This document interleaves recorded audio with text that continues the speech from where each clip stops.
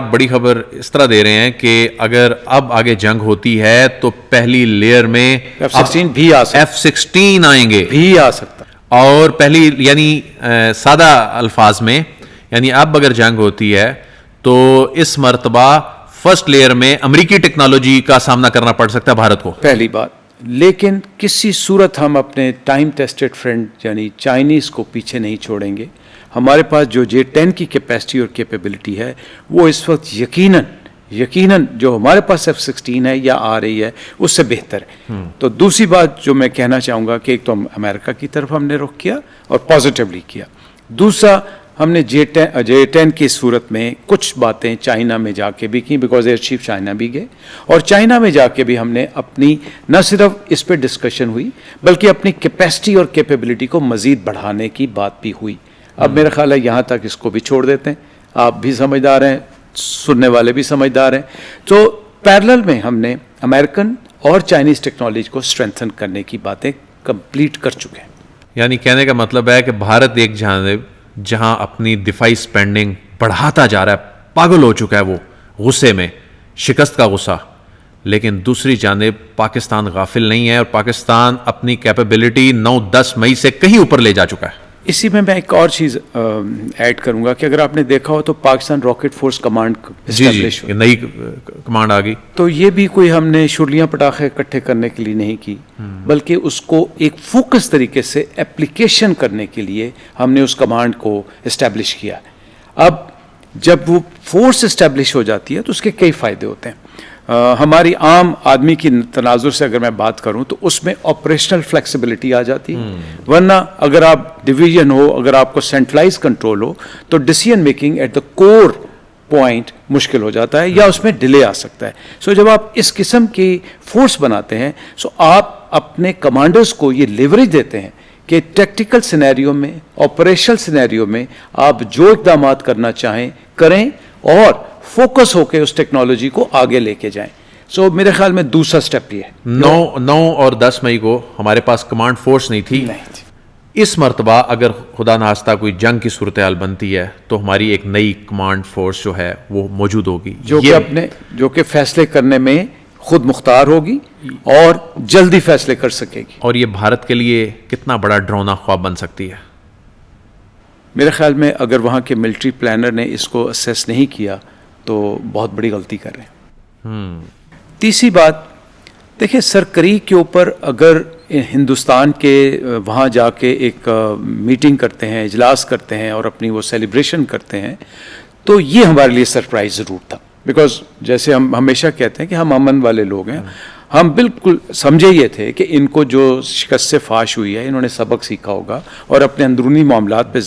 لیکن میرا ایک اندیشہ ہے کہ اب اگر یہ سرکریک میں جا کے اس قسم کے بیانات دے رہے ہیں تو ہمیں اس طرف سے بالکل غافل نہیں ہونا چاہیے اور ہمیں کسی بھی ایڈونچر کے لیے اس دفعہ سرکریک کی ڈائریکشن سے بھی احتیاط اور محتاط رہنے کی ضرورت ہے.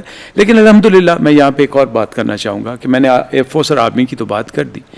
پاکستان نیوی اور پاکستان ایئر فورس ہمیشہ سے مشترکہ جنگی مشقیں کرتے ہیں. ہمارے مسرور بیس پہ جو فائٹر اسکواڈن ہے اس کی اسٹرینتھ ہی یہ ہے کہ وہ ہم نیوی کے ساتھ ڈیڈیکیٹڈ رکھتے ہیں. اور ہمارے جو آپریشنز پلان ہیں جو بھی ہیں اس کی ڈیٹیل میں جانے کی بجائے وہ چولی دامن کا ساتھ ہے. اب جو J-F-17 ایئر کرافٹ کو آپ نے یوٹیلائز کیا ادھر نارتھ میں اور سینٹر میں جہاں سے آپ نے لانگ رینج ویپن استعمال کیے, تو میں اشارتاً یہی بات کرنا چاہوں گا کہ اگر وہی J-10 ایئر کرافٹ اگر آپ ساؤتھ میں لے جائیں تو پھر ہندوستان کو وکرانت ایئر کرافٹ کیریئر اندر لانے کی شاید سوچنا پڑے گا اس کو. یعنی پاکستان نیوی کا اور ایئر فورس کا وہاں ایک ایسا لیتھل کمبینیشن آپ بنا چکے ہیں کہ وہ سمندروں میں آگے آنے کی جرت کرے گا اگر تو اس کو بہت بڑا نقصان اٹھانا پڑے گا. میری اطلاع کے مطابق میں غیر مصدقہ اطلاع ہے, میں غلط بھی ہو سکتا ہوں, لیکن جو میں نے سنا ہے کہیں سے میں دیکھ رہا تھا وہ یہ کہہ رہے تھے کہ انڈین نیول چیف اس پہ تذبذب میں تھے اور انہوں نے اپنی لیڈرشپ کو بتایا ہے کہ یہ کمبینیشن جو پاکستان ایئر فورس اور پاکستان نیوی کا اسپیشلی جو انہوں نے ڈیمونسٹریٹ کیا ہے ایئر ٹو سرفیس کا, سو وہ ایئر ٹو سی میں اگر کرتے ہیں تو اس میں ہمیں تھوڑا سا سوچنے کی ضرورت ہے کہ وہ اس سے پہلے صرف ہمارے معراج جہاز تھے جو 160 میزائل کے ساتھ کرتے تھے, اس وقت بھی الحمدللہ وہ کبھی آگے نہیں آئے, لیکن اب لانگ رینج ہونے کی وجہ سے پرابلی ہندوستان نیوی کو سوچنا پڑے گا. D G I S P R نے حالیہ دنوں میں ایک بیان دیا, انہوں نے کہا کہ اس مرتبہ اگر بھارت کی جانب سے کوئی ایسا مس ایڈوینچر کیا جاتا ہے تو اس کی سوچ سے بڑا رسپانس دیا جائے گا. کچھ سیکیورٹی ذرائع یہ کہہ رہے ہیں کہ اس مرتبہ اگر اٹیک ہوتا ہے تو بھارت کو صرف یہاں سے نہیں, اس فرنٹ سے نہیں, اس کو بیک سائڈ سے بھی اٹیک کا سامنا کرنا پڑ سکتا ہے. یہ کیا کوئی بنگلہ دیش والی سائڈ سے کوئی اٹیک, کوئی کولکتہ اس جگہ پہ کوئی اٹیک ہو سکتا ہے جو اپنے دفاع کے جواب میں پاکستان کر سکتا ہے؟ دیکھیں ہم کون ہوتے ہیں دوسرے ملکوں میں لڑائیاں لڑانے والے, ہم تو بڑے پرامن لوگ ہیں. ان کا کہنے کا مقصد شاید کچھ اور تھا, ہم کسی اور دوسرے ملک کو اس میں نہ شامل کرنا چاہیں گے. ہاں کوئی اپنی جو صلاحیتوں کے مطابق اور اپنے پرانے بدلے ٹھیک کرنے کے لیے اگر آنا چاہے گا تو ہم ان کو مشورہ ضرور دیں گے. ہم ایک ایسا ملک جس کے اوپر غصبانہ حملہ ہوگا یا غصبانہ سوچ ہوگی اس کو ہم ضرور کریں گے. لیکن ایک بات تو تسلیم شدہ ہے کہ ہندوستان ہمیشہ سے وہ ملک رہا ہے جو اگر آپ اس کے متی بن جائیں, اگر آپ اس کی اسٹریٹجی لائن ٹوک کر لیں تو وہ آپ کے ساتھ ہے, ورنہ نہیں. سکم دیکھ لیں, بھوٹان دیکھ لیں, نیپال دیکھ لیں, بنگلہ دیش دیکھ لیں, سری لنکا دیکھ لیں, کون سا ملک ہے جو کہ اس کے شر سے محفوظ ہے؟ کوئی ایسا ملک نہیں.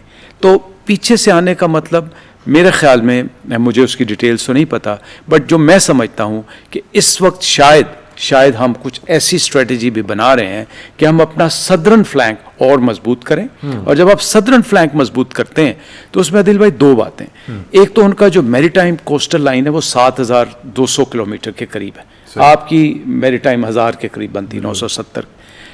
اس کے بعد جو ان کی انڈسٹریل اسٹیٹ ہے وہ 200 کلومیٹر پہ جاتی.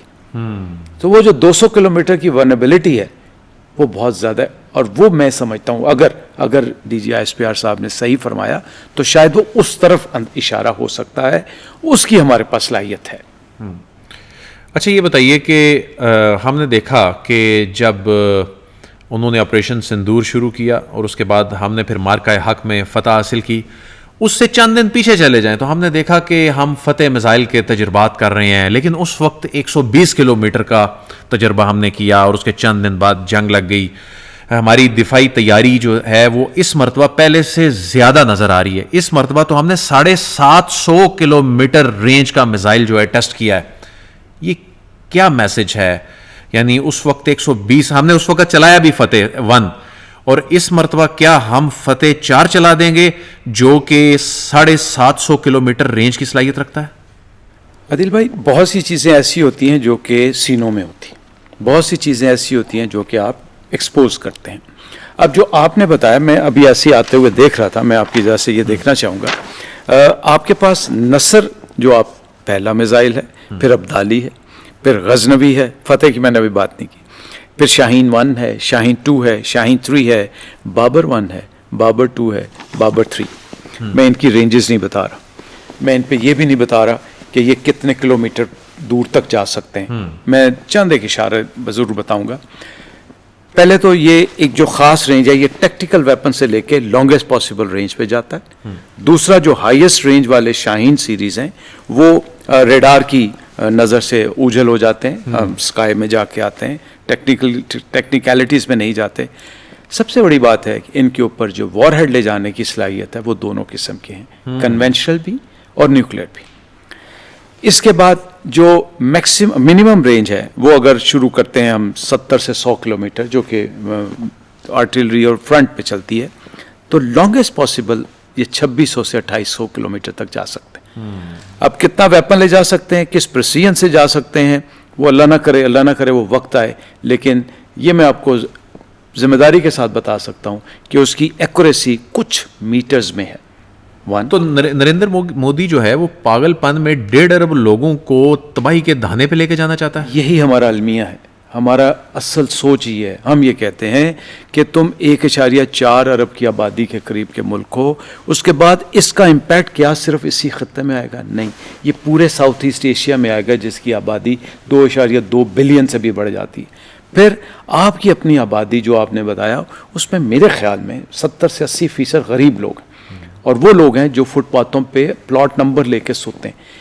اس اللہ کے بندے کو جس نے ریگنگ سے، ابھی تو پروف بھی ہو گیا، ریگنگ سے دونوں الیکشن جیتے، اور اب وہ تیسرے الیکشن کی تیاری میں اس سطح پہ جانا چاہ رہا ہے جو کہ صرف اور صرف RSS کی جو 100 سالہ تاریخ ہے اس کو مزید یہ سیاہ خون سے رنگنے کے مترادف. اور آپ کو یہ بھی پتہ ہے کہ RSS وہ تنظیم ہے جس پہ ہندوستان کے اندر پابندی لگ چکی، اور نریندر مودی صاحب امریکہ میں نان وانٹڈ تھے، جو انہوں نے گجرات میں قتل غاری کی، جو انہوں نے عیسائیوں کے ساتھ کیا.